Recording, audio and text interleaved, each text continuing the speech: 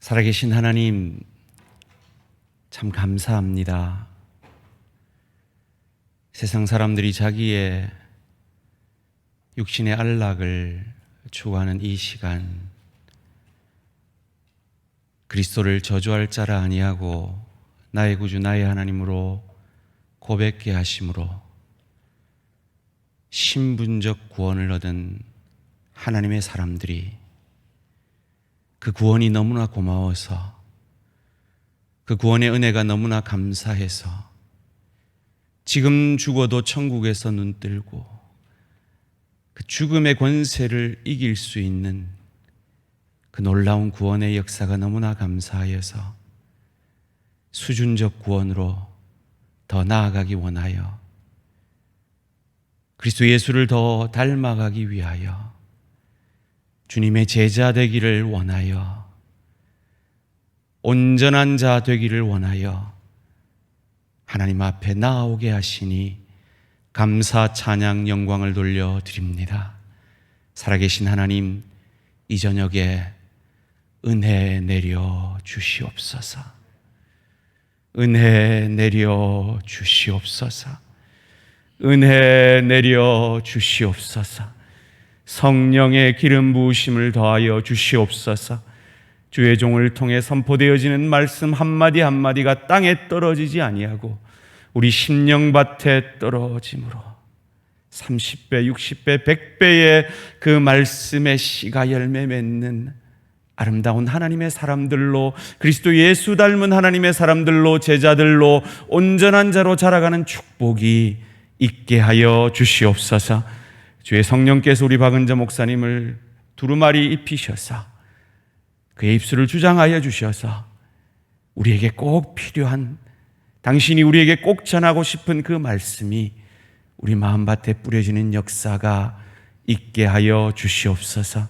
감사드리오며 이 모든 말씀 주 예수 그리스도 이름으로 기도합니다. 아멘. 오늘 우리 주신 하나님 말씀 이사야 54장 13절 말씀과 56장 3절에서 5절까지 말씀을 제가 봉독해 드리도록 하겠습니다.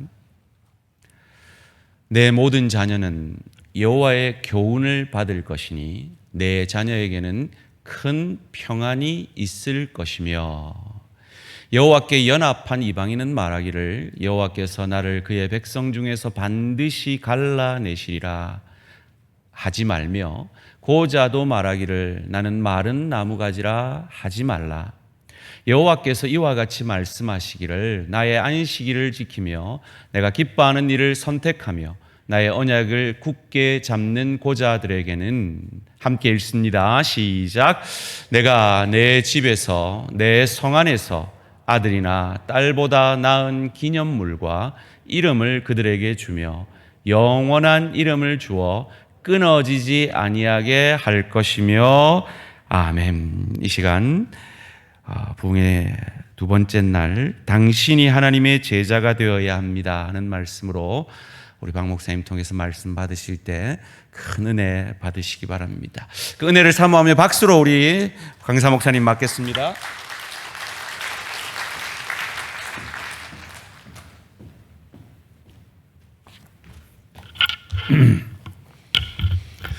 말씀 듣기 전에 다시 한번 기도합니다. 감사하신 주님, 저희들은 조상 대대로 하나님을 알지 못하던 자들이었습니다. 130여 년 전에 주께서 충직한 종들을 조선 땅으로 한반도로 보내셔서 저에게 복음의 영광이 무엇인지를 보여주셨습니다.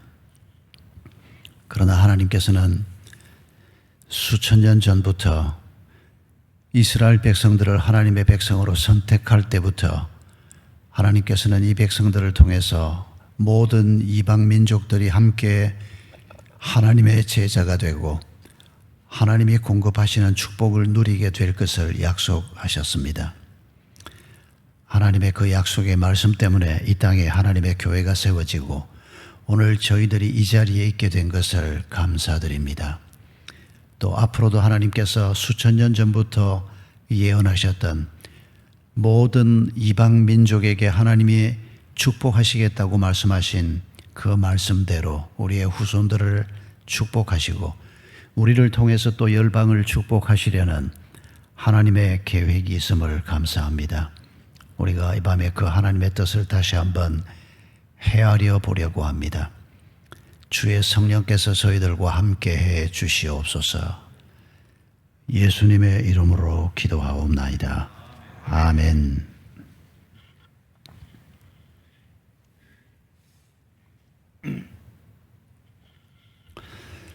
몇 년 전에 어떤 목사님의 강의를 들었습니다.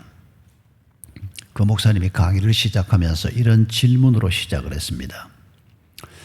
이 한반도에 지난 수천 년 동안 많은 나라가 세워졌는데 그 나라들 중에 가장 위대한 나라가 어느 나라라고 생각하느냐? 그 질문을 들으면서 혼자서 얼핏 이런저런 생각을 잠깐 해봤습니다. 넓은 영토를 차지했던 고구려가 우리 민족, 우리 조상들이 세운 나라 중에서 가장 위대한 나라라고 할까? 찬란한 예술을 뽐냈던 백제가 가장 위대한 나라라고 할까? 삼국을 통일해서 사실상 한반도 전체를 한 민족으로 자리를 잡게 한 신라가 가장 위대하다고 할까? 잠깐 그런 생각을 해봤습니다. 그런데 그 목사님의 답은 뭔고 하니까 대한민국이라는 겁니다. 그러면서 그 이유를 이렇게 설명했습니다. 이 대한민국이 지난 5천 년 동안 이 한반도에 세워진 수많은 나라들 중에서 그래도 남쪽 반쪽이라도 먹는 문제를 이만큼이라도 해결하고 경제적으로 이 정도만큼 일어설 수 있게 만든 이 대한민국이 자기 생각에는 가장 위대한 나라라고 생각한다는 겁니다. 그 말에 저도 한 반쯤은 동의할 수가 있었습니다. 사실 이 지상에 지금도 200수십 개가 넘는 나라가 있습니다만은 이 대한민국이라는 나라를 생각할 때 뭐 여러 가지 문제가 있다고들 많이 얘기하지만은 여러분 1945년에 일제로부터 해방이 됐을 때 한 190개국 중에서 대한민국이 경제적으로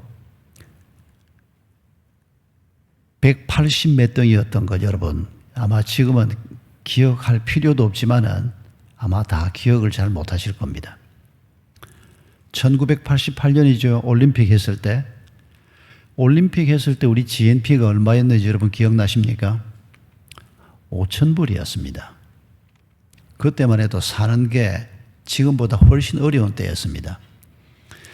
우리 앞선 세대들이 6.25의 폐허 속에서 정말 애를 많이 써서 이만큼이라도 대한민국이 살게 된 것, 이건 정말 하나님의 은혜라고 생각합니다. 제가 어릴 때만 해도 보릿고개가 실감나는 끔찍한 고개였고 연탄불로 일가족이 몰살했다 이런 기사가 제가 어릴 때만 해도 심심치 않게 신문에 나왔습니다. 끔찍했던 불과 한 몇십 년 전의 대한민국을 생각하면 오늘 이 대한민국이 참 감사하고 뭐 문제가 있다고 하지만은 그래도 이만큼 나라가 세워진 것이 하나님의 은혜다. 그 말에 저도 반은 동의합니다. 그런데 그 목사님이 경제적으로 이만큼 서서히 이 나라가 위대한 나라다라고 표현한 것에는 썩 마음이 동의가 되지 않았습니다. 대한민국보다 잘 사는 나라가 얼마나 많은데 그런 나라를 다 그러면 잘 사는 것 때문에 위대하다고 할 것인가? 그건 아닌데 이런 생각을 잠깐 했습니다. 그리고 몇 달이 지났는데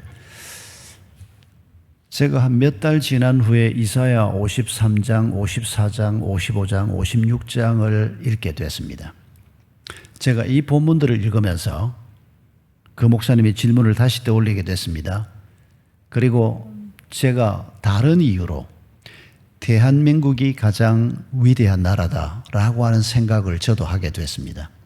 그 이유가 뭔가 하니까 단순히 잘 살게 됐기 때문이 아니고 좀 못 살아도 괜찮습니다.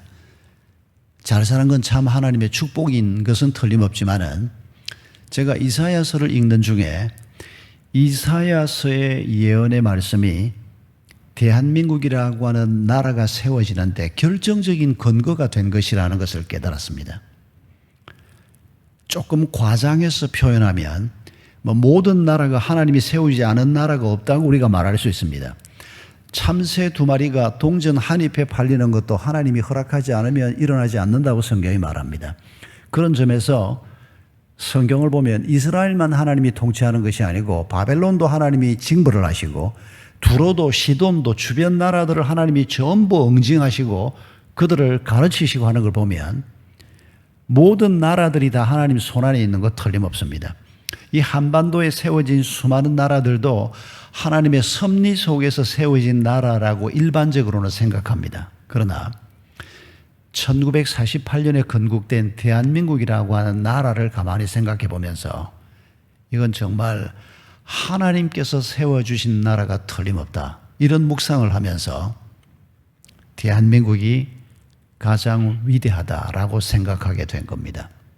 그 얘기를 오늘 좀 나누어 보려고 합니다. 여러분 먼저 이사야 54장의 13절을 읽었는데 이 13절을 제가 세 번역으로 다시 읽어보겠습니다.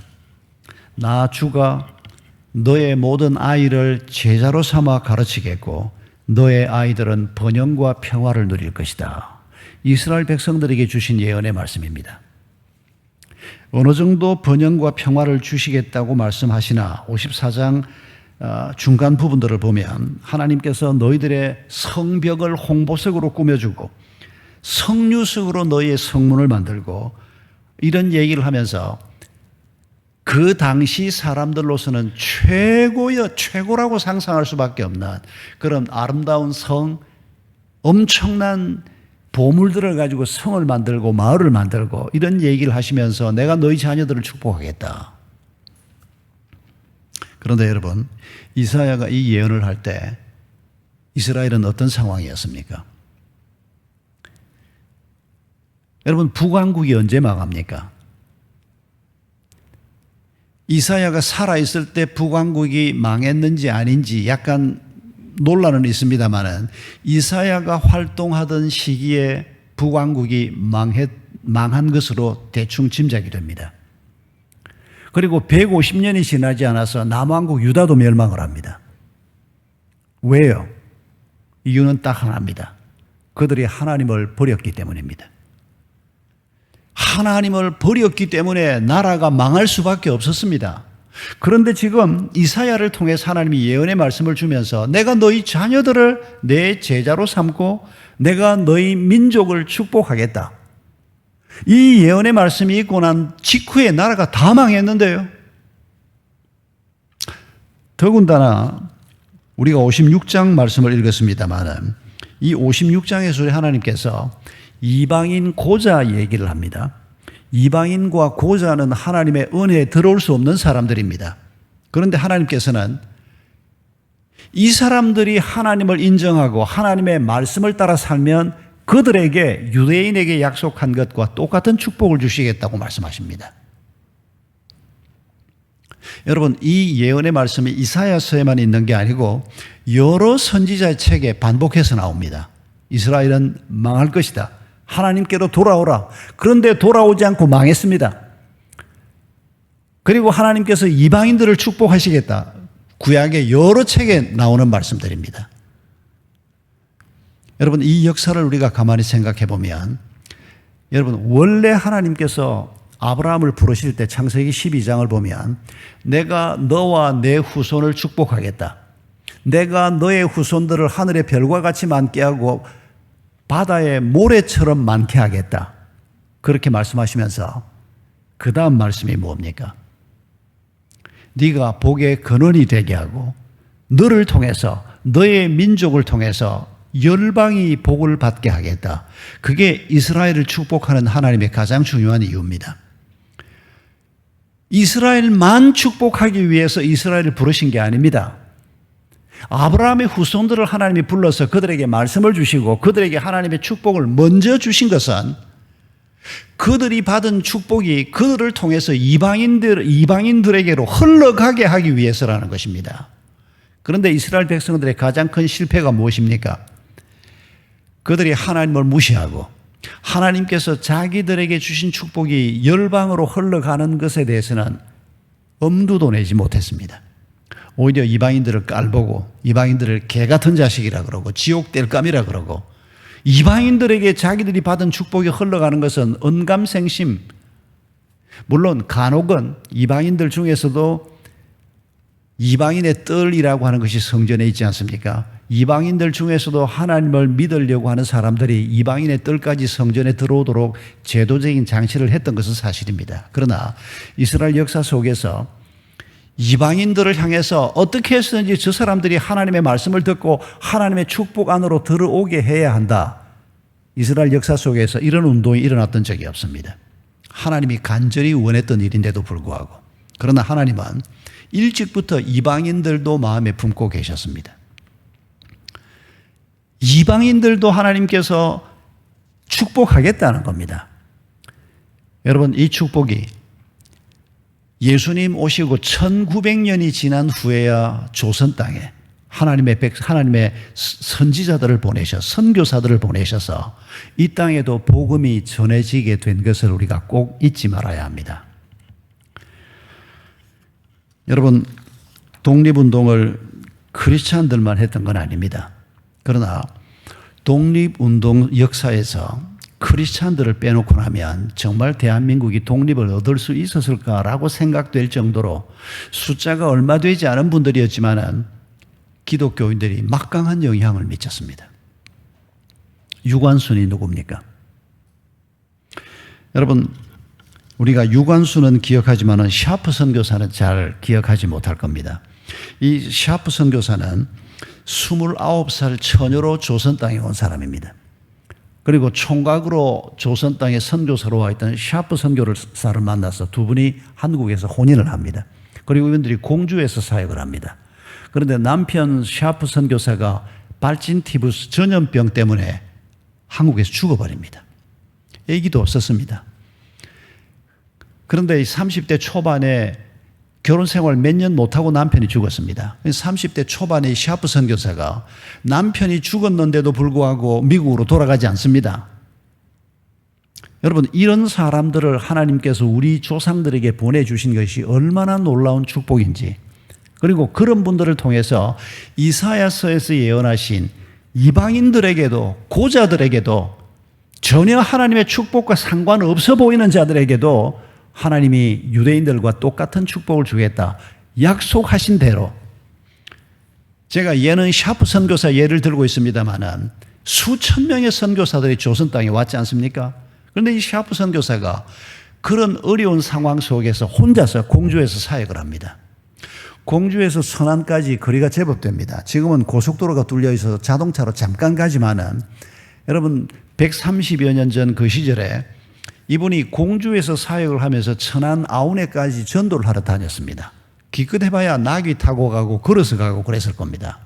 그런데 이 샤프 선교사가 천안 아우네에서 9살 된 유관순을 만납니다. 그리고 무슨 마음이었는지 이 유관순을 양딸로 입양을 합니다. 부모가 없던 분이 아닙니다. 유관순이 부모가 있었습니다. 그런데 그 부모를 설득해서 공주로 9살 된 유관순을 데리고 옵니다. 그리고 자기가 설립한 의학당에 집어넣습니다. 물론 유관순도 그 이전에 믿음이 좀 있었던 가정인 것 같긴 한데, 여러분, 이 샤프 선교사가 미세 샤프지요. 이분이 유관순을 데리고 와서 몇 년 동안 공주에서 자기가 세운 학교에서 훈련받게 하고 함께 살면서 공부를 시키고 훈련을 시킨 다음에 그리고 유학당으로 보냅니다. 그리고 그 유학당 학생일 때 1919년 3월 1일 기미 독립선언 사건이 터집니다. 여러분, 그때 10대였던 유관순 열사가 도대체 어떻게 그 독립운동의 선봉에 설 수 있었는가?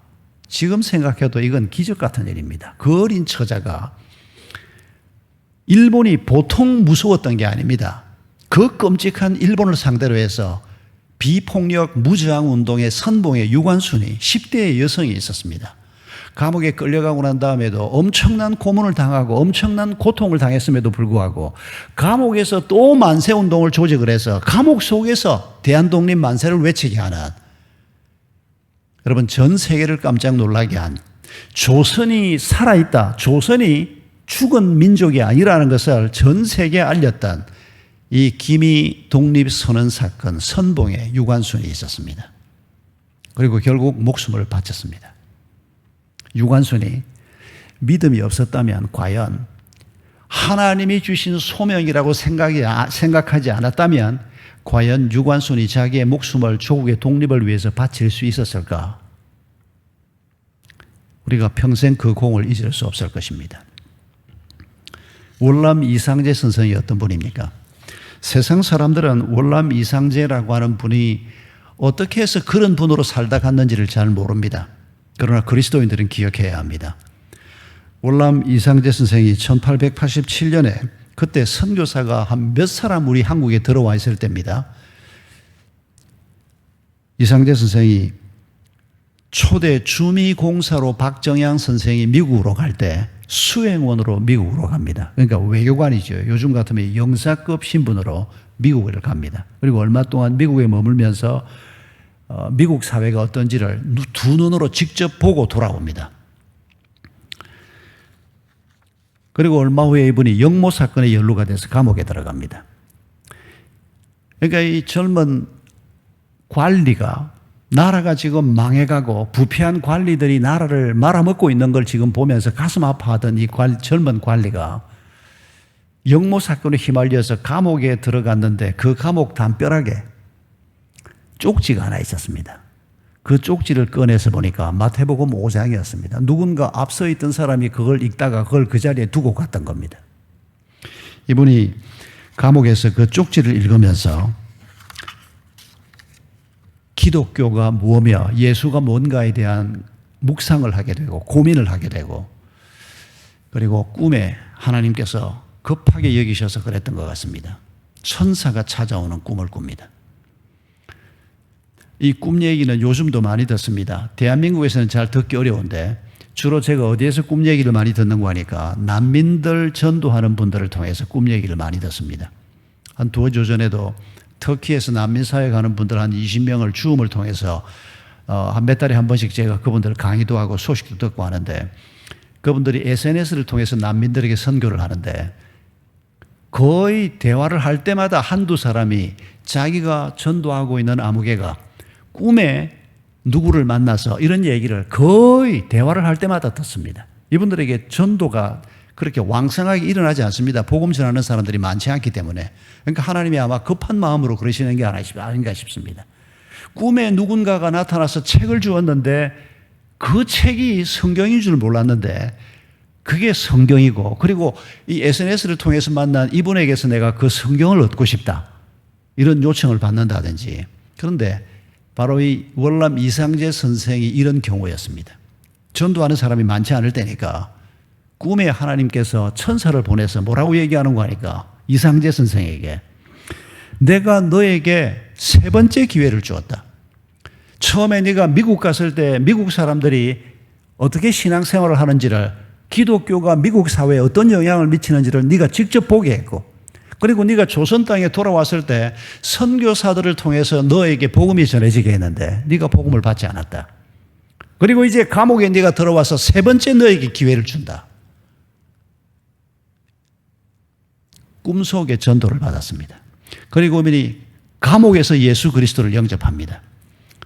그리고 영모 사건이 잘 해결이 돼서 특사로 나가게 되는데, 기록에 보면 이분이 나가자마자 언더우드 선교사를 만납니다. 그리고 언더우드 선교사에게 뭐라고 이분이 고백하는 거 하니까 이 민족이 살기 위해서는 이 민족이 예수 그리스도를 믿는 길이 가장 확실한 길 같습니다. 선교사님, 이 민족을 도와주십시오. 이런 고백을 합니다. 그 후에 이상제 선생이 어떻게 살았는지 하는 일화가 많이 소개가 되고 있습니다만, 이분이 근본적으로 예수 그리스도를 만나고 가치관이 바뀌고 세계관이 바뀐 후에 일제에 대해서 시민운동을 하는 사람으로서 일반인들에게도 알려져 있는 그런 분으로 살다가 가신 것입니다. 백범 김구 선생이 어떤 분입니까? 27살 때 이분이 기독교에 귀의를 했는데 이분이 명성황후가 시해되는 그 끔찍한 사건을 전해 듣고 일본 장교를 한 사람 때려 죽이지 않습니까? 내 나라 국모를 죽인 너희들을 응징한다 그러면서 이분이 일본군 장교를 죽이고 감옥에 갇힙니다. 그리고 감옥에 갇혀 있다가 탈출을 하고 국외로 가서 이분이 독립운동을 하되 이분은 레지스탕스 운동을 했습니다. 군인들을 훈련을 하고 그리고 일본에서는 테러리스트라고 하지만 윤봉길 이사를 비롯해서 독립운동을 하는 분들을 키워서 일본을 직접 가격하는 무장 독립운동을 했던 분이 김구 선생입니다. 이 김구 선생이 얼마나 신실하게 신앙생활을 했는지는 꽤 많이 알려져 있습니다. 김구의 9구자가 성령의 9가지 열매에서 따온 이름이라고 주장하는 글도 제가 읽은 적이 있습니다. 이분이 한국에 조선에 있을 때 도산 안창호 선생의 여동생인 안신호 여사와 함께 주일학교 교사를 했다는 기록도 있고 이분이 임시정부 주석으로 있으면서도 주일이 되면 항상 교회를 가고 또 상당한 기간에는 임시정부에서 일을 하면서도 주일학교 교사도 했던 기록들이 남아 있습니다. 이분이 해방된 한국에 들어와서도 경교장에 머물면서 아침 6시만 되면 경교장에 머물고 있는 사람들을 전부 깨워서 같이 새벽 기도를 하고 주일이면 근처에 있는 남대문 교회를 나가고 이분이 학교를 세워놓고 손양훈 목사님을 초청을 해서 당신이 이 학교 교장을 맡아달라고 손양훈 목사님이 거절을 하긴 했습니다만 자기가 일할 곳은 애양원이고 그 학교에는 자기가 갈 곳이 아니라 그래서 거절은 했지만은 이 김구 선생의 삶에서도 그리스도인으로서 그가 할 수 있는 굉장히 많은 헌신과 노력을 했던 것을 알 수가 있습니다. 그분은 김구 선생이나 월남 이상제나 유관순이나 다 마찬가지입니다만은 독립운동은 하나님이 자신에게 맡긴 일이라고 생각해서 그 일에 헌신했던 분들입니다. 안타깝게도 일본이 죽이지 못한 김구가 조선 땅, 해방된 이 한국 땅에 들어와서 동족의 손에 죽는 이 비극적인 사건이 벌어지긴 했습니다만은 그러나 김구 선생 같은 조상이 우리에게 있다는 것이 얼마나 감사한 일인지 모릅니다. 우남 이승만을 얘기하지 않을 수가 없습니다.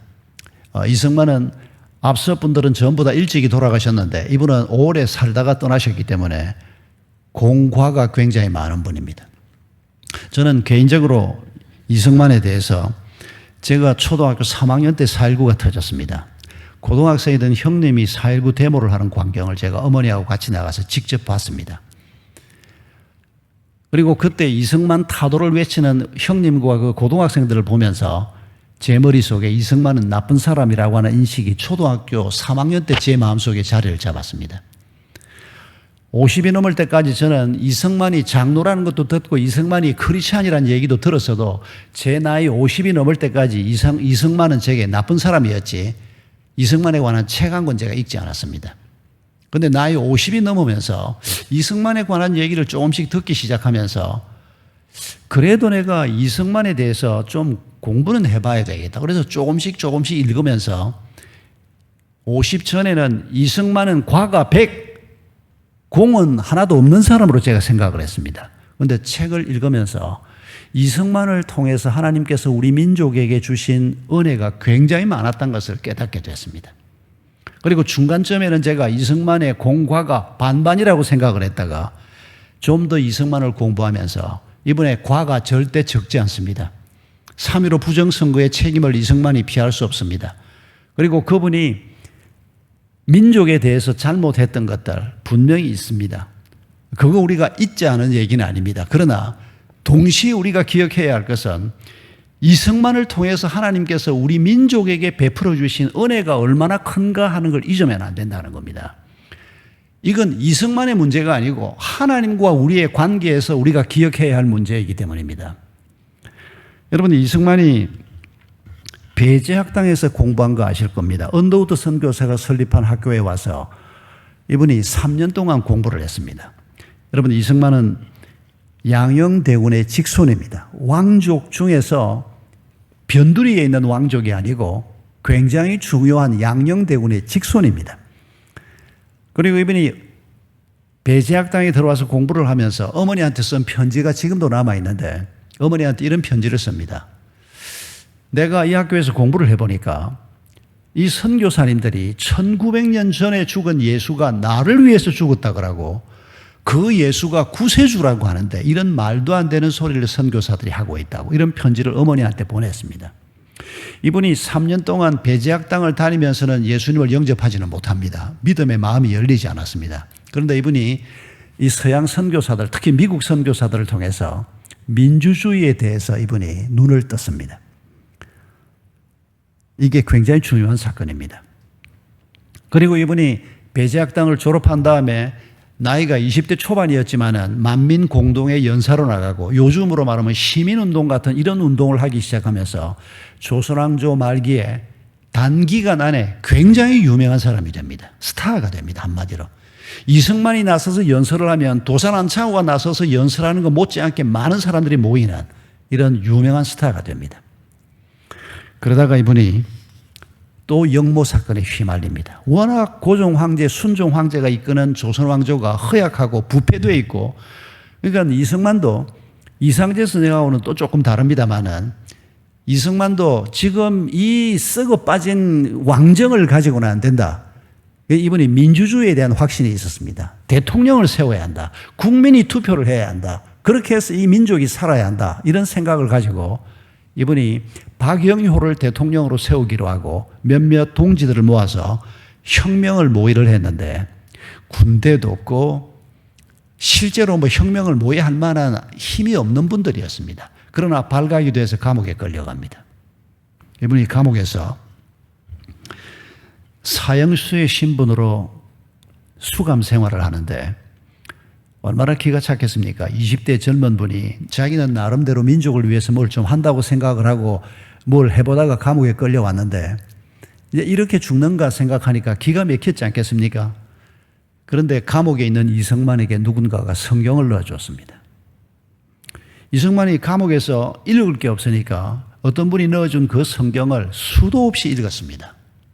그런데 이분이 어느 대목에서 마음이 열리는가 하니까 예수 그리스도가 십자가에 달려 죽는 광경을 읽으면서 총독 빌라도도 이 예수가 죄 없다고 말하고 실제로 이 사람에게 사형 선고를 내렸던 사람들도 예수가 로마에 대해서 반역을 꾀하는 사람이 아니었던 것을 알면서도 시기심 때문에 그리고 종교적인 이유 때문에 예수를 죽이는 그 기록을 읽으면서 이승만이 어떤 마음이 생겼다는 거 하니까 다른 사람은 몰라도 이 예수라고 하는 분은 내 마음을 알겠다. 이런 생각이 성경을 읽으면서 들기 시작했다는 겁니다. 그러면서 이분이 성경을 탐독합니다. 성경을 엄청 그 속에서 반복 읽으면서 1899년 1월 30일 날 이승만이 감옥에서 예수님을 영접합니다. 그리고 감옥에서 이분이 세 가지 기도를 합니다. 예수님을 영접하면서 첫 번째 기도는 내 나라를 살려주소서. 두 번째 기도는 내 영혼을 구원해 주소서. 감옥에서 빨리 나가게 해 주소서. 이런 기도를 한 게 아니고 내 영혼을 구원해 주소서. 그리고 세 번째 기도는 이 땅에 100만 명의 그리스도인을 주소서. 여러분 이게 막 지금 예수를 믿은 20대 중반의 이승만이 하나님 앞에 처음 올린 기도입니다. 여러분 당시에 조선 인구가 한 1300만 정도였습니다. 그리고 정확한 기록은 아니지만은 이승만이 예수를 영접했던 그 무렵에 조선 땅의 그리스도인 숫자가 몇 명이었는가? 어떤 학자는 100명이 채 되지 않았다. 어떤 학자는 50명이 채 되지 않았다. 이런 글도 남아 있습니다. 그리고 어떤 학자는 말하기를 양반 중에 예수 믿은 사람은 아무도 없고 이승만이 양반 중에서는 거의 최초의 그리스도인이었을 것이다. 이렇게 기록해 놓은 글들도 있습니다. 아무튼 이승만이 그렇게 감옥에서 예수를 만난 다음에 이분도 특사를 받고 나옵니다. 그리고 미국으로 갑니다. 이분이 걸은 길은 백범 김구 선생하고는 다른 길입니다. 백범 김구는 망명정부를 세우고 거기에서 무장 독립운동을 이끌면서 독립운동을 했지만은 이분은 외교전을 통해서 독립운동을 해보자. 이 두 분이 노선이 달랐지만은, 그리고 두 분이 그렇게 사이가 좋지는 않았습니다. 그러나 후대인인 우리가 볼 때 두 분이 다 함께 아주 중요한 역할을 했던 겁니다.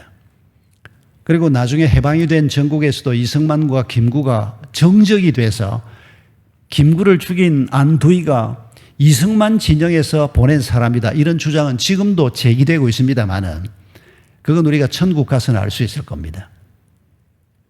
긍정적인 것은 이 두 분이 전혀 다른 스타일의 분이고 전혀 다른 배경을 가지고 자랐던 분이지만은 이 두 그리스도인이 대한 독립을 위해서 평생을 바쳤고, 김구는 일찍 떠났지만은, 여러분, 김구 선생이 해방 이후에 남한 단독 정부를 세우는 건 안 된다, 남북이 함께 정부를 세워야 한다.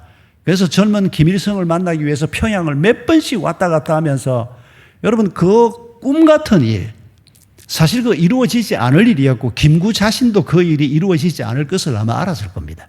그런데도 그런 이상을 가지고 오늘 우리가 생각해도 가슴이 뭉클해지는 그런 꿈을 우리에게 남겨주고 떠나신 분이 김구 선생이었고, 그러나 그런 꿈만 가지고 우리가 어떻게 살겠습니까? 간악한 공산당이 북한을 지금 차지를 하고 있는데 남한이라도 단독 정부를 세워야 한다, 이승만이 그렇게 주장을 했고, 그렇게 해서 남한의 단독 정부가 수립이 되지 않았더라면 현실적으로 안 될 그런 상황에서 이승만이 단독 정부 수립에 앞장섰던 것은 온전치는 못했다고 해도 현실적으로 꼭 필요한 일이었다고 역사가들이 평가를 합니다. 여러분, 이 이승만을 통해서 하나님께서, 이승만이 뭐 잘못한 것도 많습니다만은 대한민국에 엄청난 축복을 주신 것을 우리가 기억해야 합니다. 제가 늦게야 읽었습니다만은 많은 역사가들이나 또 심지어 해외에 있는 분들, 외국인들까지도 한국이 이만큼 나라가 발전해가는 기초가 어떻게 만들어졌느냐, 이승만 시대 때 이루어졌던 교육혁명, 토지개혁혁명 때문이다, 이런 글들을 제가 훗날 많이 읽었습니다. 여러분, 토지가 농민들에게 실제로 넘어가게 만든 분이 이승만이었습니다. 그건 옛날 갑오경쟁 때부터 시작된 일인데도 농민들이 토지를 자기 소유로 가지게 만들어준 이승만의 토지개혁은 전 세계에서도 성공 사례로 꼽을 만큼 아주 중요한 개혁운동이었습니다. 그리고 글을 읽을 수 있는 사람이 많지 않을 때 이승만이 해외로 사람을 유학을 보내기도 하고 글을 가르치는 운동을 일으키기도 하고 해서 대한민국의 수많은 사람들이, 이승만 당시에 이미 90%가 훨씬 넘는 사람들이, 한국 사람들이 글을 읽을 수 있게 만든 이 교육혁명도 역사가 높이 평가하는 이승만의 업적 중에 하나입니다. 이승만의 과도 분명히 많습니다. 그러나 하나님께서 이승만만이 아닙니다. 이승만을 비롯한 그 당시에 많은 그리스도인들이 민족의 독립, 그리고 나라가 세워지고 난 다음에 그 건국된 나라를 위해서 수고하게 하면서 오늘 이 발전된 대한민국의 기초를 만드는 일을 그분들을 통해서 하나님이 하게 하셨습니다. 1948년에 재헌국회가 만들어졌지 않습니까? 제주 4.3 사건이 5월 10일 재헌국회의원 선거를 앞두고 벌어졌던 일입니다. 전국에서 200명의 재헌국회의원을 뽑아서 이분들이 헌법을 만들게 돼 있었는데 제주도에서 두 사람이 뽑히질 못했습니다. 4.3 사건이 터지면서. 그래서 전국에서 198명이 뽑혀서 서울에 모였습니다. 그리고 이분들이 함께 이제 대한민국 최초의 국회가 개회된 겁니다. 그 국회가 개회될 때 이승만이 임시의장을 맡았습니다. 단에 선 이승만이 떨리는 목소리로 오늘 이렇게 나라를 세울 수 있도록 국회가 열리고 헌법이 만들어지는 이런 은혜를 하나님께서 우리 민족에게 베풀어 주셨다고 선포를 하면서 앞에 앉아있던 이윤영 의원, 종로구에서 국회의원으로 뽑힌 분이었습니다. 목사님이었습니다. 이윤영 의원 나와서 기도해 주세요. 여러분, 대한민국 최초의 국회 개회가 목사의 기도로 열렸다는 사실을 기억하십니까? 그때 이윤영 목사가 기도했던 기도문이 인터넷에서 쉽게 검색하면 찾을 수 있습니다. 이윤영 의원이 떨리는 목소리로 나와서 대한민국 첫 국회를 개회할 때 하나님 앞에 감사 기도를 드렸습니다. 요즘 같으면 어림도 없는 일입니다. 누구 한 사람 반론을 제시하는 사람도 없었습니다. 여기가 교회도 아닌데 왜 국회를 개회하면서 왜 기도를 하냐? 아무도 그런 말 하지 않았습니다. 꽤 많은 그리스도인들이 그 자리에 있었습니다. 그리고 그 헌법에 의해서 이승만이 대통령으로 뽑히고 8월 15일 날 대통령 취임 선서를 하지 않습니까? 여러분, 대통령이 취임 선서할 때 손을 헌법책 위에 올리고 손을 들어서 선서하는 건 예나 지금이나 마찬가지입니다. 그런데 이승만이 대통령 선서를 할 때 한 가지 다른 점이 있었습니다. 그가 손을 올린 책이 헌법만 있은 게 아니고 그 위에 성경이 있었습니다. 이승만이 성경과 헌법책 위에 손을 올리고 그리고 선서를 하면서 헌법에 의해서 내가 이 국민들을 대통령으로서 잘 섬기겠다 그 서약을 하는데 그가 하나님 앞에서라고 하는 말도 함께 고백을 합니다. 그래 놓고 이승만이 그렇게밖에 대통령을 못했냐 이렇게 비난할 수 있고 또 그 비난을 들어 마땅한 잘못을 범하긴 했습니다. 그러나 여러분, 이승만의 과 때문에 하나님께서 이 민족에게 베푸신 은혜조차 우리가 놓치면 안 된다는 겁니다. 이승만을 통해서 또 그리고 그 시대 그리스도인들을 통해서 하나님께서 많은 은혜를 이 민족에게 베풀어 주셨습니다. 6.25가 터진 후에 여러분, 유엔이 참전하도록 군대를 보내는 일은 지금 미얀마가 저 난리가 나는데도 여러분 아시지 않습니까? 러시아와 중국이 반대를 해서 유엔이 아무것도 못하고 있습니다. 안전보장이사회라고 하는 이 5나라, 강대국 5나라. 그런데 6.25 때 중국과 러시아가 한패가 돼서 북한군이 남한 침공을 했는데 안전보장이사회가 결정을 하고 유엔군이 참전하는 건 유엔 역사에서 지금 현재까지 딱 한 번밖에 없었습니다. 여러분, 기가 막힌 은혜가 우리 민족에게 베풀어졌는데 여러분, 이게 가만히 생각해 보면 이사야서를 읽으면서 제가 바로 그 느낌이 들었던 겁니다. 실패한 이스라엘 백성들, 하나님이 그들에게 은혜를 베풀겠다고 너의 후손들을 내가 내 제자로 삼겠다. 그리고 이어서 말씀하시기를 이방인들도 고자라도 결격자라도 너희가 하나님을 인정하고 하나님의 말씀을 붙들고 살면 너희들에게 유대인들과 똑같은 은혜를 베풀겠다. 반복 말씀하셨던 그 은혜의 말씀대로 1885년에 마침내 이 조선 땅에 선교사가 들어온 겁니다. 1884년에 알렌 선교사가 먼저 들어왔습니다마는 그리고 85년 4월 5일에 아펜셀러와 언더우드 선교사가 최초로 들어왔는데 알렌을 왜 잘 언급하지 않는가 하니까 이분은 의사 선교사로 조선 땅에 들어왔지만 이분이 들어와서는 미국 영사관 공사가 돼서 이분이 선교 사역을 계속하지 않습니다. 그래서 대개 알렌은 빼는 경우가 많습니다. 그리고는 수많은 선교사들이 조선 땅에 들어왔습니다. 여러분, 이게 바로 일찍이 하나님께서 예언하셨던 그 말씀이 성취된 것임을 우리가 잊지 말아야 합니다. 이렇게 해서 선교사들에게 말씀을 받은 우리의 선배들이, 우리의 조상들이 이 나라가 독립하지 않고는 도저히 사람답게 살 수 있는 나라가 되지 못하겠다. 그래서 나라가 일제에 뺏겼을 때는 교회가 앞장서고 그리스도인들이 앞장서서 민족이 안고 있는 문제를 풀어가는데 헌신했고 그 결과로 하나님께서 많은 그리스도인들을 사용하셔서 대한민국이란 나라를 허락하신 것입니다. 여러분, 대한민국이란 나라가 이렇게 세워진 것을 우리가 기억해야 합니다. 여기에 수많은 우리의 신앙의 조상들의 땀과 피가 어려 있고 하나님의 은혜로 세워진 나라인 것을 기억하면서 오늘 우리는 어떻게 살다가 가야 하는가? 하나님께서 2600년 전부터 이방인들에게 복을 주겠다. 그리고 130여 년 전에 마침내 우리 조선 땅에도 복음이 들어왔고 우리의 조상들이 믿음을 가지게 됐고 오늘 우리까지 이제 하나님의 백성이 돼서 이 자리에 앉아 있습니다. 여러분, 하나님이 우리에게 어떻게 살라고 하십니까? 예수님께서 떠나시면서 우리에게 뭐라고 얘기합니까? 우리가 마태복음 28장 18절 이하에 있는 말씀대로 우리가 그리스도의 제자가 되고 그리고 어떻게 하라고요? 제자를 삼아라. 모든 민족을 제자로 삼아라. 우리에게 하나님께서 바로 이 명령을 하셨습니다.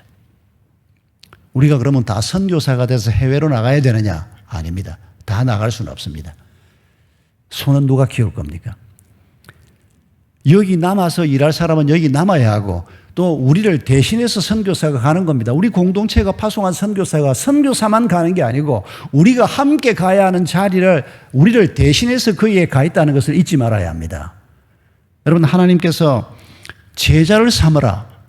여러분, 마태복음 28장에 나오는 너희는 나아가 아버지와 아들과 성령의 이름으로 세례를 베풀고 그들에게 분부한 모든 것을 가르치고 그리고 그것을 지키게 하고 이 모든 민족을 나의 제자로 삼아라. 여러분, 마태복음 28장 18절 이하의 이 문장에서 동사 같아 보이는 것이 나아가서 세례를 베풀고 가르치고 지키게 하고 제자를 삼고 동사가 5개인 것처럼 번역이 되어 있습니다만 여기 동사는 제자를 삼으라 하나밖에 없는 거 아시죠? 우리 주님께서 이 지상을 떠나시면서 유언처럼 남겨주신 말이 우리에게, 제자인 우리에게 너희가 다른 사람을 제자로 삼아라. 이게 예수님이 남겨주신 유언입니다. 내가, 교회가 건강한 교회인가, 주님이 기뻐하실 만한 교회인가 점검을 할 때 점검하는 여러 가지 방법이 있습니다만 이를테면 어제 저녁에 우리가 나누었던 얘기, 교회가 가지고 있는 가장 중요한 5가지 본질, 여러분 잘 알지 않습니까? 예배, 전도, 훈련, 섬김, 코이노니아, 이런 것들이 우리와 우리 교회 안에 얼마나 잘 자리를 잡고 있나 이렇게 점검하는 것도 한 가지 중요한 방법입니다. 그런데 마태복음 28장을 가지고 얘기하면 내가, 우리 교회가 제자 삼는 사역에 얼마나 관심을 가지고 있고 헌신하고 있느냐. 만약 제자 삼는 사역이 내 삶 속에 별로 중요한 일이 아니고 관심이 없는 일이라면 우리는 주님과도 별 관계없는 사람일 수 있습니다. 우리 주님은 우리가 어떤 자리에 있든지 간에 내가 하나님의 백성이 됐으면 우리가 주님의 변호사가 되라고 말하지는 않습니다. 그러나 뭐가 되라 그럽니까? 주님의 복음의 증인이 되라고 얘기합니다. 여러분, 증인은 뭔고 하니까 내가 한 새벽 3시쯤 화장실 간다고 나왔는데 우리 옆집에서 하는 여자 비명 소리를 내가 들었습니다. 그렇게만 말하면 되는 사람이 증인입니다. 그 음성이 한 몇 데시벨쯤 되는 것 같고 그건 음향 전문가가 할 수 있는 말이지요. 그 사람이 칼을 맞은 사람처럼 고함을 지르고 그렇게 말하지 않아도 괜찮습니다. 내가 듣고 본 것을 증언하는 사람이 증인입니다. 그런데 하나님은 우리에게 예수 그리스도에 관해서 하나님이 우리 속에 행한 일에 대해서 우리가 증인이 되라고 얘기합니다. 이 증인됨을 가지고 다른 사람을 제자 삼으라고 말씀하는 겁니다. 여러분, 우리가 제자를 삼는다 그러면 내가 목사도 아니고 신학을 한 사람도 아니고 이렇게 먼저 생각합니다만 여러분, 이건 하나님의 말씀을 우리가 많이 오해하기 때문입니다. 여러분, 집에 아이들 다 키워보셨고 지금도 아이들 있지 않습니까? 저도 아이가 셋이었습니다. 셋입니다. 지금은 다 자랐습니다만 딸, 아들 셋인데 제가 그 아이들이 어릴 때 늘 보아왔던 광경이 뭔고 하니까 큰애가 이제 초등학교를 가고 둘째가 유치원쯤 되고 셋째가 그보다 더 어리고 한 4살, 5살, 한 6, 7살 이렇게 셋이 있으면 큰애가 학교에 가서 노래를 하나 배워오거나 이러면 동생들한테 가르칩니다. 그러면 새놈이 같은 노래를 부르고 있습니다. 큰애가 농담을 한마디 듣고 오면 집에 와서 동생들한테 가르칩니다. 그러면 셋이서 막 깔깔거리 웃다가 제가 집에 들어가면 아빠 이리 와서 앉아봐. 그러고 저한테, 누나한테 들은 얘기를 하는데 우리 막내가 그때 한 서너 살 됐을 때인데 얘는 아직 말이 서툴어가지고 지가 누나한테 들은 말을 듣고 막 재미있게 웃었는데 얘가 나한테 그 농담을 하면 나는 우습지가 않은 겁니다. 웃음 코드가 달라서 그런 게 아니고 무슨 소리를 하는지 잘 못 알아듣나. 그런데 얘는 누나 얘기를 듣고 너무 재미있어서 막 웃고 이제 지도 해보겠다는 겁니다. 우리 둘째가 얘기하면 무슨 소리인지 알겠고 제법 좀 웃음 코드가 좀 비슷하게 웃게 되는, 제가 우리 아이들 어릴 때 거의 매일 집에서 봤던 광경입니다. 우리 큰애한테 그 노래 하나 배웠다고 동생들한테 노래 가르치고 그 제자 훈련이 얼마나 어려운 건데 그걸 하냐, 그렇게 말할 분이 여기 계십니까? 어렵기는 뭐가 어려워요. 지가 재미있게 배운 노래를 동생들한테 들려주는데, 지가 재미있게 들었던 농담을 동생들한테 들려주는데, 여러분, 제자 훈련이라고 하는 것은, 제자를 삼으라라고 하는 말은 무슨 공부를 가르치라는 얘기가 아니고 지식을 전달하라는 얘기가 아니고, 내가 예수 만나보니까 예수가 이렇게 좋은 분이더라, 그 전하는 얘기를 전하라는 겁니다. 내가 전하면 내가 전하는 그 하나님의 말씀 속에 성령이 역사하시고 사람을 변화시키는 것은 내가 하는 게 아니고 하나님이 하시는 겁니다. 그 제자 삼는 일이 우리에게 일어나야 한다는 겁니다. 모든 그리스도인은 자녀를 제자 삼아야 합니다. 그리고 모든 그리스도인은 자녀를 제자 삼는 것으로 끝나서 안 됩니다. 교회 안에서도 제자 삼는 사역이 이루어져야 되고, 사회생활을 하면서도 항상 내 마음속에 하나님이 붙여주는 사람들이 있지 않습니까? 정신 차리고 기도하면 내 주변에 항상 그런 사람이 있습니다. 가슴 아파하는 사람, 애달파하는 사람, 직장에서 전혀 잘 모르는 사람인데도 나를 찾아와서 얘기 좀 하자 그러는 사람이 없나? 우리가 좀 깨어 있으면, 정상적인 삶을 살면 내 주변에 도움을 구하는 사람들을 쉽게 만날 수 있습니다. 그런데 우리가 마음을 다 닫고 사는 겁니다. 바빠서 안 되고, 내 집만 해도 한 집이어서 내가 누구 얘기를 들어줄 여가도 없고, 하나님의 말씀 앞에 열린 마음으로 생각하지 않으니까 제자 삼는 게 어렵게 자꾸 느껴지고, 제자 삼는 게 도대체 뭔가 고민도 별로 안 해본 채 그냥 주일날 예배만 달랑 왔다가 가면 11주쯤 하면 믿음 아주 좋은 사람이고, 주일 예배만 그래도 안 빠지고 왔다 갔다 해도 꽤 좋은 교인인 것처럼 착각하는, 여러분, 그게 신앙생활이 아닙니다. 신앙생활은 우리가 왜 예배를 드리고 왜 우리가 찬송을 부릅니까? 우리가 하나님을 높이는 이유가 뭡니까? 하나님께서 우리에게 맡겨주신 제자 삼는 일, 내가 먼저 제자가 되어 보니까 너무 감사하고 내 삶에 하나님의 축복이 너무 감격이 되고, 그리고 이걸 내가 다른 사람에게 전할 수밖에 없는, 그거 하는 게 신앙생활인 겁니다. 예배 참석하는 것은 그냥 동기부여를 받는 정도라고 생각해도 과언이 아닙니다. 교회 안에서도 교회 모든 조직이 같이 친교나하고 같이 모여서 그냥 성가대에 노래나 부르고 앉아있고 이런 정도 가지고는 안 됩니다. 오늘 성가대가 아주 예쁜 옷을 입고 앉아있어서 눈에 잘 띄어서 성가대를 또 걸고 넘어지게 됩니다만은 다른 뜻으로 생각하지는 마십시오. 여러분, 성가대가 노래를 부른다, 그래서 우리가 찬양대라고 하긴 합니다만은, 그러나 여기에서 재생산이 이루어지지 않는다면, 대원들이 난 노래하는 건 관심이 있지만은 나는 다른 사람 전도하는 건 그건 내 일이 아니야, 이렇게 만약 생각한다면 그 사람은 그리스도하고 상관없는 사람일 수도 있습니다. 우리가 성가대원이건 내가 교회를 엊그제 나온 사람이건 예수를 주로 믿는 사람이라면 우리는 그리스도의 제자입니다. 그리스도의 은혜를 경험하게 하나님이 축복하십니다. 그리고 그 은혜를 경험한 사람이면 말하지 않을 수가 없습니다. 예수가 얼마나 놀라운 분인지, 예수가 얼마나 복된 분인지 말하지 않을 수가 없습니다. 조그만한 좋은 것만 하나 가져도 그걸 자랑하고 싶어서 못 견디는 게 우리 아닙니까? 저희 집에 좀 옛날 얘기입니다만은, 아침에 제가 이제 9시까지 교회 사무실 나가려고, 근데 시간이 좀 남아서 8시 한 반, 20분쯤 됐을까요? 제가 이제 신문을 좀 들고 앉아 있다가 이제 한 20분 전쯤이나 제가 이제 사무실로 나갈 건데, 8시 한 20분이나 됐을까? 아침에 집으로 전화가 오는 겁니다. 그 시간에 목사 집에 전화하는 사람 별로 없습니다. 근데 그때 부모님들이 다 살아계실 때여서 아침에 일찍이 밤늦게 전화가 오면 항상 긴장하게 됩니다. 혹시 어머니인가? 장모님인가? 근데 전화를 집사람이 받았습니다. 집 전화는 제가 잘 안 받았습니다. 제가 받으면 하고 탁 끊는 사람도 있고, 거의 집사람이 이제 받을 걸 예상하고 우리 집으로 전화를 하는데, 집사람이 전화를 받았는데, 김 집사님, 그러고 안방으로 들어갔습니다.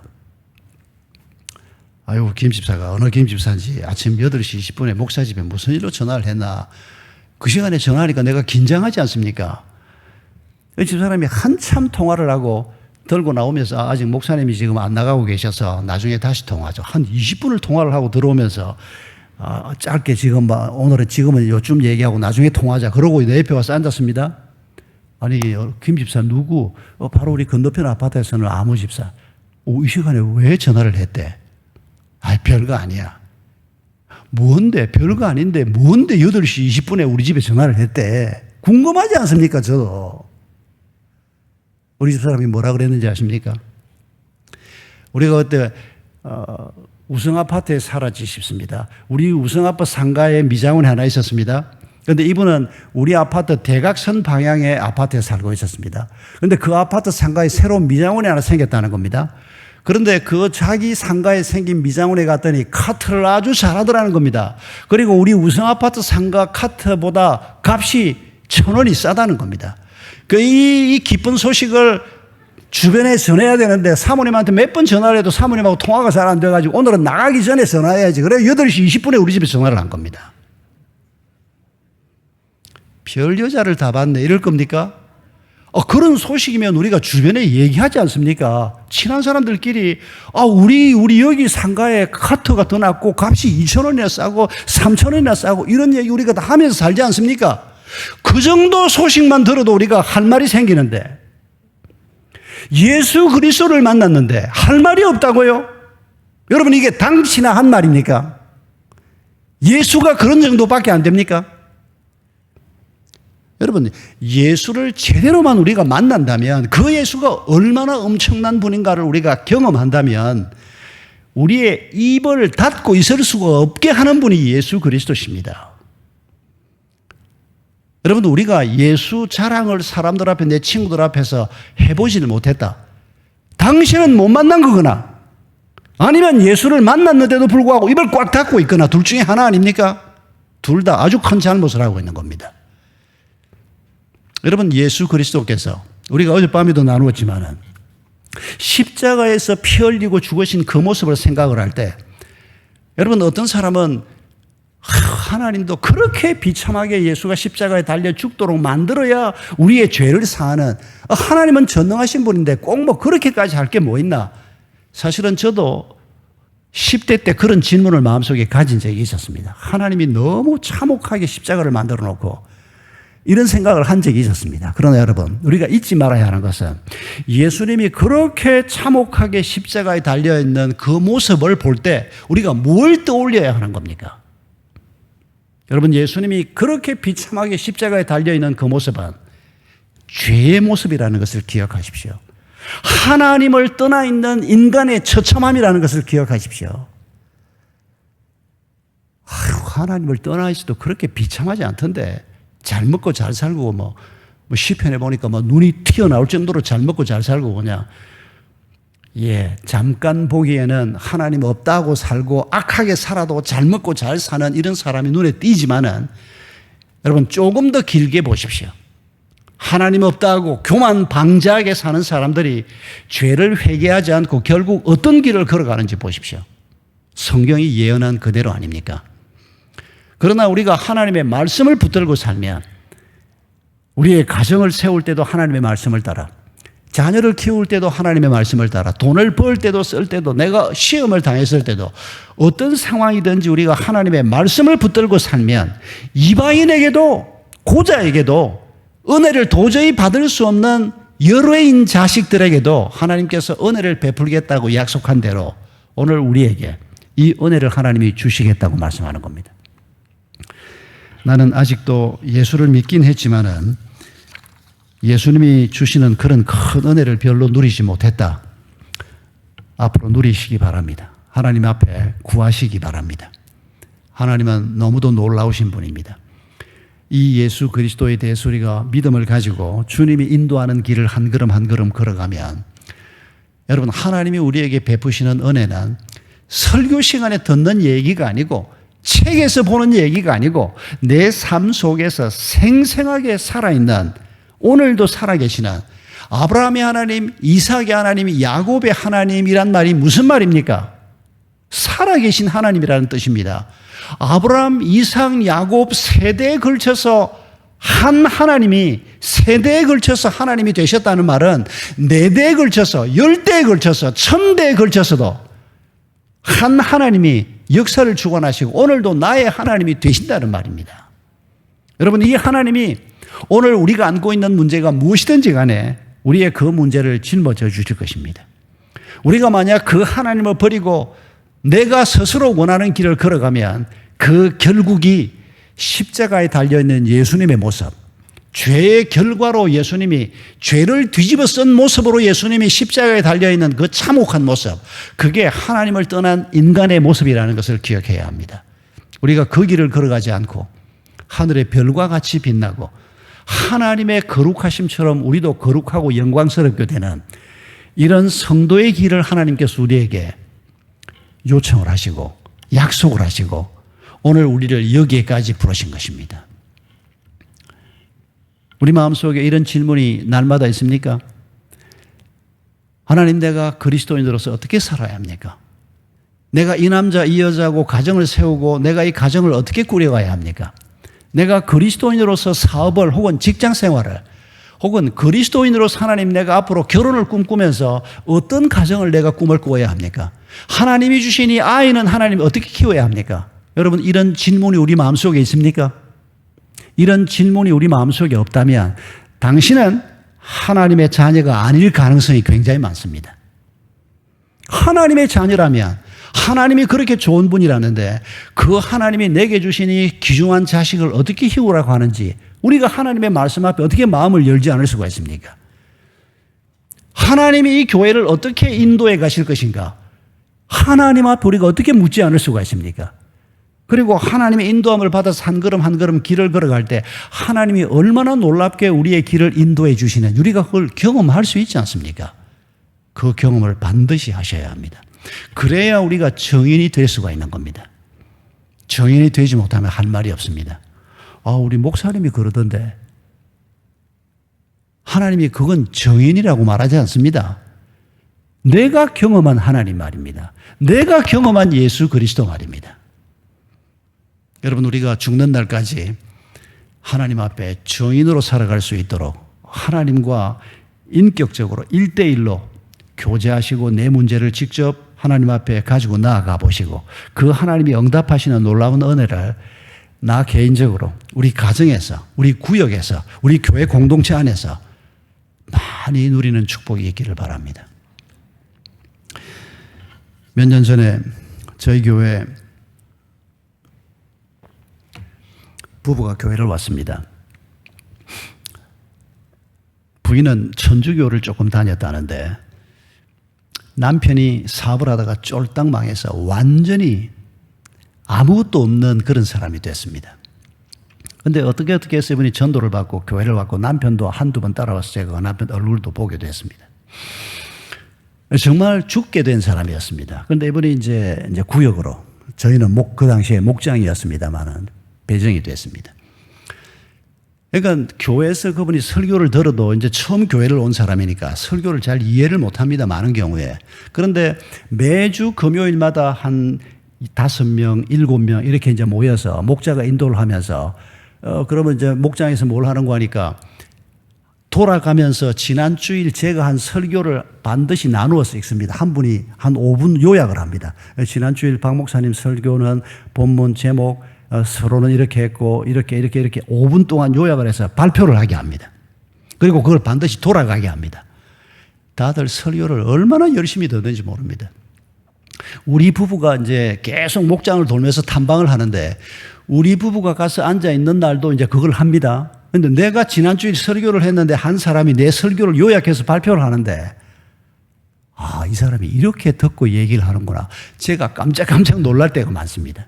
왜냐하면 자기가 들은 대로 자기가 느낀 것 약간 섞어서 설교를 이제 전달을 하는데 이게 굉장히 은혜롭고 중요하다는 걸 제가 깨달았습니다.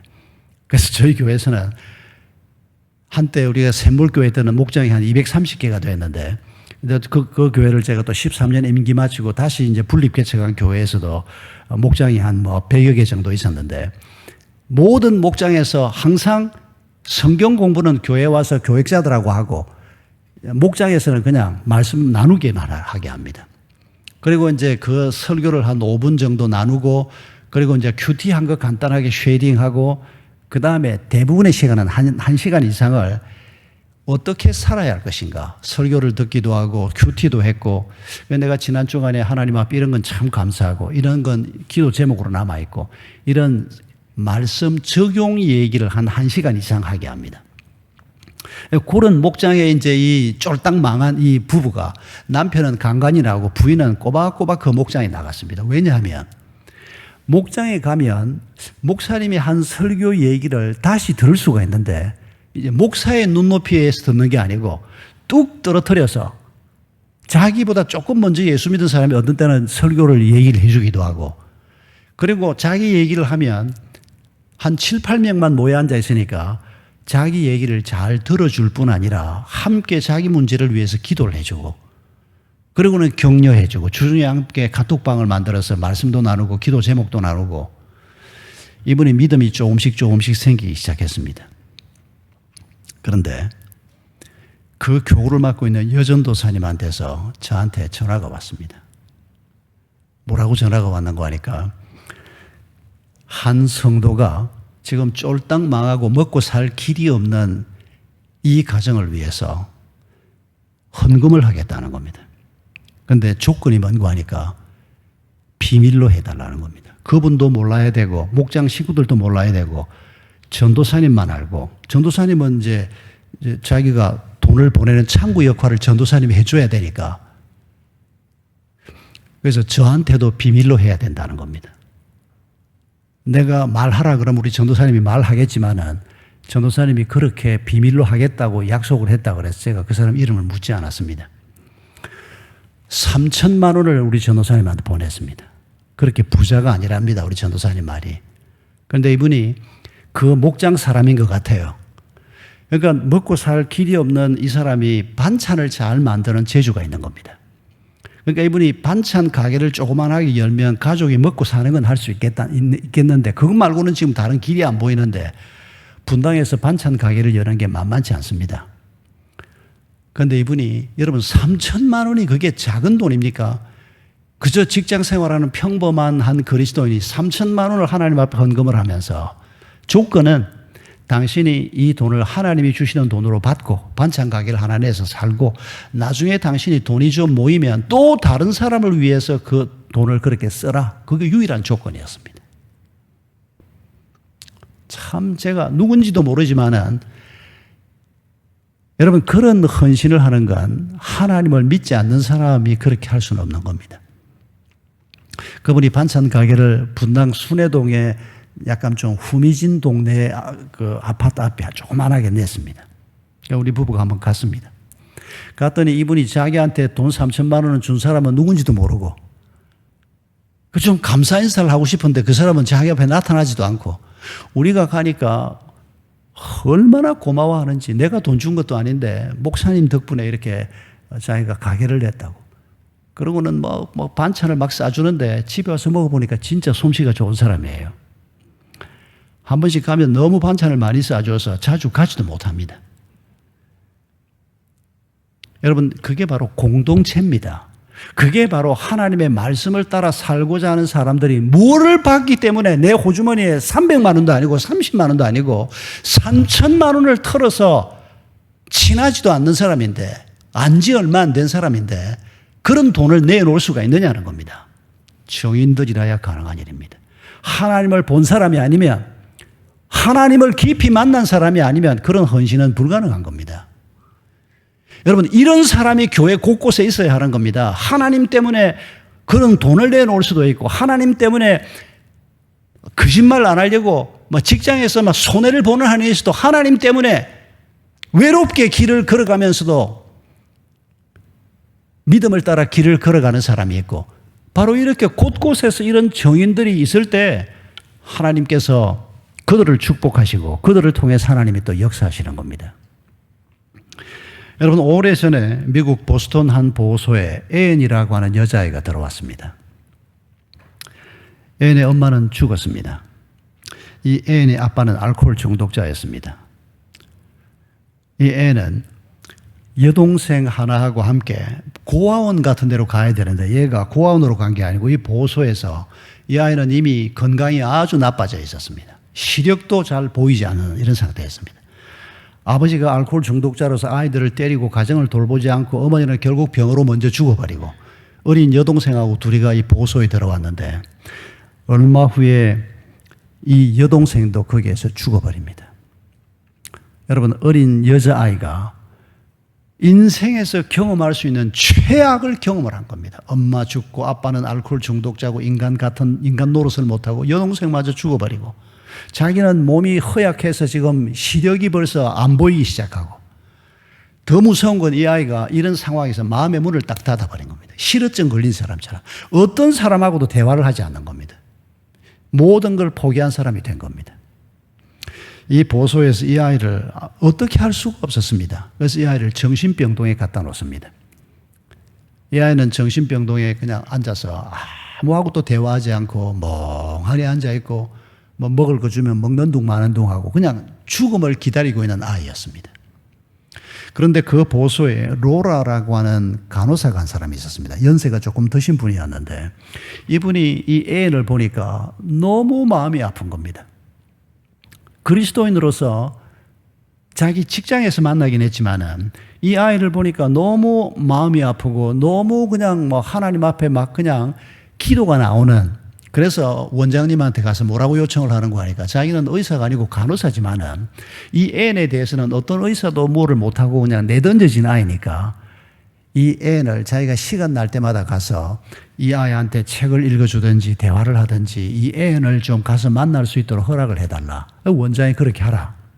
그래서 로라가 텀날 때마다 가서 아이하고 아이가 좋아할 만한 비스켓이나 음식을 조금 준비해서 또 차를 들고 가기도 하고 이 아이 옆에 앉아서 30분을 있다가 오기도 하고 1시간을 있다 오기도 하고 그러면서 그동안에 이제 말을 걸어주는 겁니다. 책을 읽어주는 겁니다. 1주일, 2주일, 3주일 지났는데 아이가 전혀 반응이 없었습니다. 그런데 한 달쯤 지났을 때 가보니까 자기가 갖다 놓은 접시에서 초콜릿 과자 하나가 없어진 걸 발견을 했습니다. 이 아이가 먹은 겁니다. 로라가 희망이 생겼습니다. 이 아이가 이 과자를 먹었구나.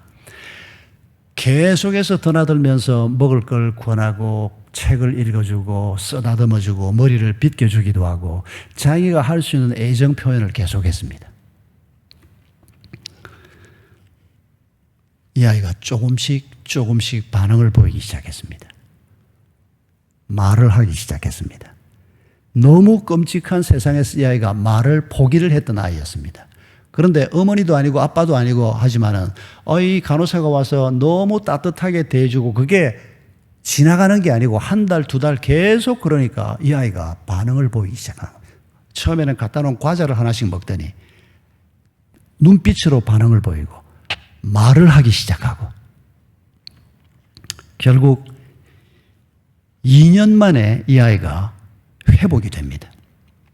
그런데 시각장애인이 됐습니다. 그런데 다행인 것은 영양실조로 인해서 시각장애가 와서 이 로라가 애를 써서 시각장애인 학교에 입학을 했다가 후원자의 도움을 받아서 눈 수술을 받으면서 시력을 회복을 했습니다.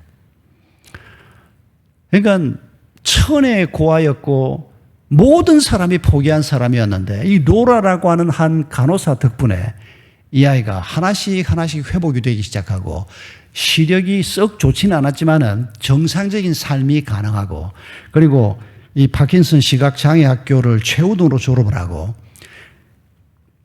어느 날 이 애인이 신문에서 광고를 봤습니다. 광고가 뭐라고 나왔는가 하니까 보지 못하고 듣지 못하고 말하지 못하는 아이가 있는데 이 아이를 돌볼 가정교사를 구한다라고 하는 신문 광고를 봤습니다.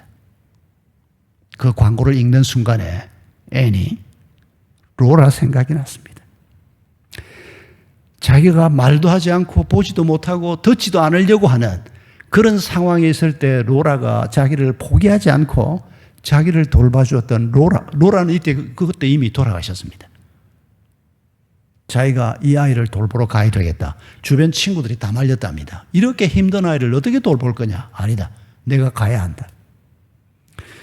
여러분, 앤 설리반이 그렇게 만난 아이가 헬렌 켈러입니다.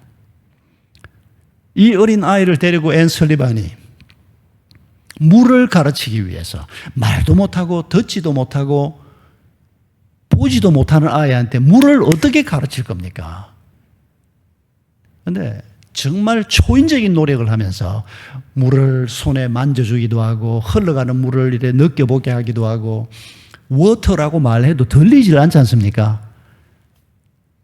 초인적인 노력으로 그가 글을 읽게 만들고 나중에 결국 하버드 대학을 가는데 사실 여러분 헬렌 켈러가 위대하다고 얘기하지만은 헬렌 켈러보다 더 위대한 사람이 바로 앤 설리반이라고 말할 수가 있습니다.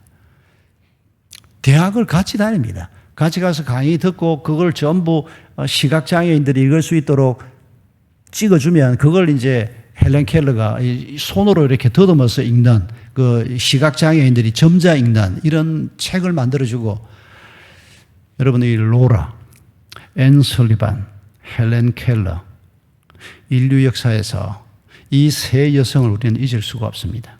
인간이 가지고 있는 가장 극한의 상황까지 빠졌다가 하나님의 은혜로 이런 사람들을 만나면서 그들이 극복할 수 없는 벽을 극복하는 그 중에서 대표적인 분이 헬렌 켈러 아니겠습니까?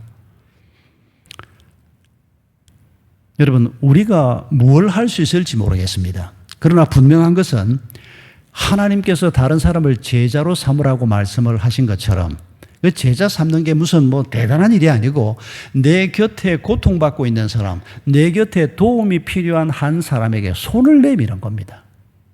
친구가 되어주는 겁니다. 같이 라면이라도 같이 한번 먹어주는 겁니다. 그 사람 아픔이 뭔지를 들어주는 겁니다. 이걸 나 개인도 해야 되고 우리 구역에서도 해야 되고 우리 대한교회가 어떤 일보다 이런 일에 앞장서서 해야 되는 겁니다. 그걸 하나님이 기뻐하시고 그런 교회를 하나님이 기뻐하시는 교회라고 말씀하는 겁니다. 여러분 그게 이사야 시대에 하나님께서 너희 자녀를 내 제자로 삼겠고 그들에게 내가 번영의 축복을 주겠다. 그런데 그 번영의 축복이 그냥 오는 게 아니고 하나님의 말씀을 붙들고 씨름하는 자가 그 축복을 받게 되는데 북왕국 이스라엘도 남왕국 유다도 그 축복을 받지 못했습니다. 그러나 남은 자들 4만 수천 명이 바벨론 땅에서 돌아와서 그들이 하나님의 축복으로 새 이스라엘 공동체를 만들고 한 시대를 열어갔습니다. 그런데 그들도 결국 역사 속에서 묻혀버리고 맙니다. 그리고 예수 그리스도가 오셔서 새 이스라엘을 세우셨습니다. 그리고 그 새 이스라엘 운동이 1900년쯤 지났을 때 이 조선 땅에도 복음이 전해지게 된 겁니다. 여러분 그 은혜로 우리도 이 복음을 받게 된 겁니다. 여러분 오늘 하나님께서 간절하게 기다리는 사람은 돈 많은 사람, 똑똑한 사람이 아니고 유명한 사람이 아니고 하나님의 말씀을 붙들고 살겠다는 사람입니다. 하나님만이 우리에게 참 축복을 주실 수 있는 분이라는 것을 믿고 그 하나님의 은혜를 붙들고 살겠다는 사람.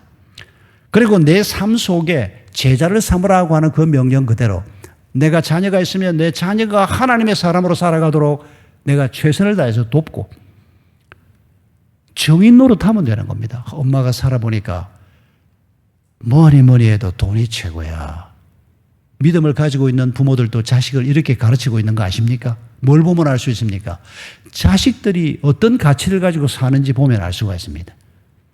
하나님이 최고야가 아니고 스카이 대학 가는 게 최고야. 그러니까 아이들이 스카이 대학을 못 가면 교회를 떠나버립니다. 그냥.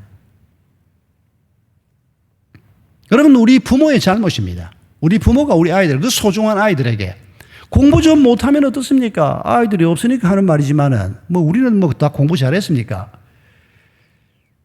저는 아이들 키우면서 제일 걱정됐던 게 아빠는 고등학교 1학년 때 몇 등에서 이거 물을까 봐서 제가 굉장히 겁을 냈습니다. 뭐 제가 뭐 공부 아주 못했던 건 아닙니다. 한 400명 중에서 늘 50등 아래를 들어갔습니다. 그래도. 근데 그 정도 성적 가지고 애들 기는 못 죽이거든요. 뭐 한 1, 2등을 아빠가 막 밥 먹듯이 했다. 이쯤 돼야 뭐 그렇게 물었을 때 탁 답을 할 건데. 여러분, 옛날 여러분 학교 다닐 때 1, 2등 했던 아이들 지금 어디서 뭐 하고 있습니까? 그게 하잘 것 없다는 말이 아니라 공부는 이왕 또 하면 잘 해야 되겠지만은 예수 그리스도를 주로 붙들고 사는 것, 하나님의 말씀을 붙들고 사는 것보다 더 복된 일이 없다는 것을 우리가 생각하면 공부를 좀 더 잘하고 못한다, 뭐 좀 나은 대학을 간다 못 간다, 집 평수가 뭐 30평이다 50평이다, 여러분 이게 그렇게 중요한 일은 아니라는 것을 우리가 잊지 말아야 한다는 겁니다. 그리고 그걸 우리 아이들이 봐야 한다는 겁니다. 우리 엄마가 가방끈은 좀 짧아도 정말 우리 엄마가 예수님을 사랑하는 사람이야. 여러분, 이걸 우리 아이들이 보고 자라면 어떻게 우리 아이들이 예수를 놓칠 수가 있겠습니까?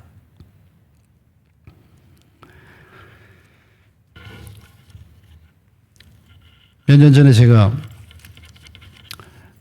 기독교 잡지에서 한 간증을 읽었습니다. 오래 지났는데도 제 마음속에 늘 남아있는 가끔씩 생각나는 간증 중에 하나인데 30대 중반의 아빠였습니다. 아이가 둘인데 초등학교 저학년 아이, 그보다 조금 더 어린 아이 둘을 키우는 나이가 안만 봐도 한 30대 중반 정도밖에 안 된 사람이었습니다. 이분이 가이드 포스트에 쓴 글인데 이분이 회사에 출근을 했다가 외근을 나왔다가 회사에 다시 들어갔다가 퇴근해봐야 뭐 가자마자 퇴근해야 되고 그래서 이제 윗분한테 일 다 끝났습니다. 오늘은 좀 일찍 집에 가겠습니다.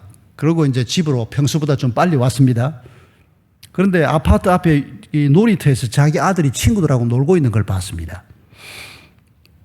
아파트를 향해서 아이들이 놀고 있는 그 아파트 놀이터를 향해서 점점 다가가는데 앞에 이렇게 이제 그 나무들이 좀 있고 그 건너편 놀이터에서 아이들이 놀고 있는데 나무 근처까지 갔는데 아이들이 주고받는 소리가 들렸습니다.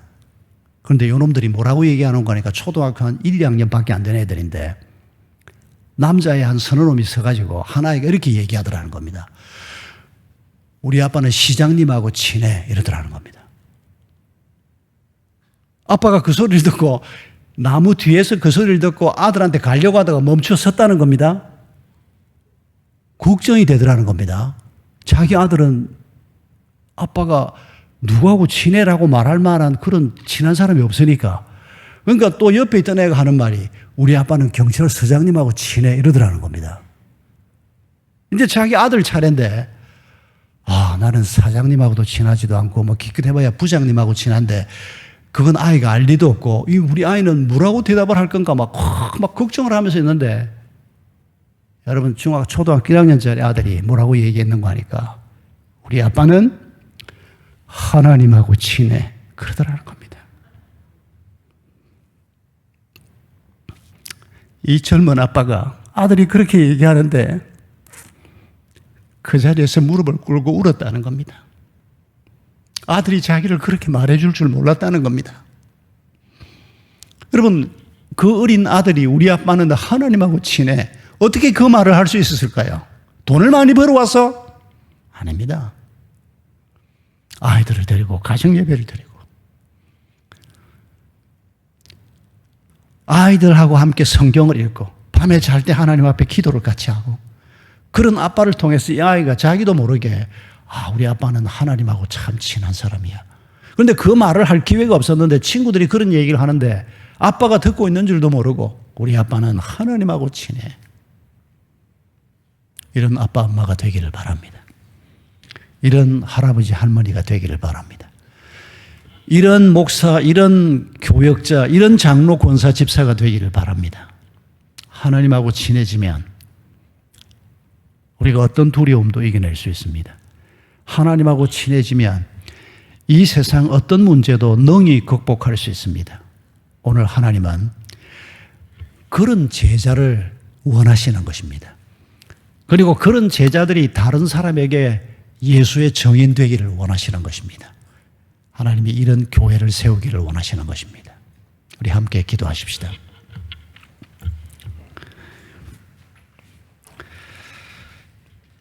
여러분, 오늘 밤에도 우리 하나님 앞에 먼저 감사의 기도부터 함께 올려드립시다. 이 부족한 우리를 하나님께서 제자 삼아주시고 우리를 통해서 하나님이 얼마나 좋은 분인지, 우리를 통해서 하나님이 얼마나 크신 분인지를 세상 사람들에게 알려주기를 원하십니다. 천사를 보내시는 것이 아니고 우리를 보내시기를 원하십니다. 내가 사는 그 아파트에서, 내가 다니는 그 직장에서 나를 통해서 하나님이 얼마나 좋은 분인지를 알려주기를 하나님이 원하십니다. 우리가 그 정인이 되기를 원하십니다. 다른 사람이 우리의 증거를 통해서 예수의 제자가 되기를 하나님이 원하십니다. 하나님께서는 이 일을 지난 수천 년 동안 진행하고 계십니다. 사랑하는 성도 여러분, 이런 하나님의 계획이 마침내 나에게 이르렀음을 감사하십시다. 그리고 회개하십시다. 하나님이 이런 계획을 가지고 내 삶을 이끌어 가시는데 나는 먹고 사는 일에 매달려서 하나님의 뜻을 무시하고 하나님의 뜻을 깊이 마음에 품지 못하고 살았던 것을 회개하십시다. 그리고 간구하십시다. 하나님, 그리스도의 증인으로 살게 해주소서. 하나님께서 내 삶 속에서 행하는 많은 일들을 듣고 보고 느끼게 해주시옵소서. 그리고 그리스도의 증인이 되게 해주소서. 그리고 나를 통해서 다른 사람이 예수의 제자가 되는 놀라운 은혜를 경험하게 하소서. 우리 대양교회가 그런 교회가 되게 하소서. 우리 함께 하나님 앞에 기도하겠습니다.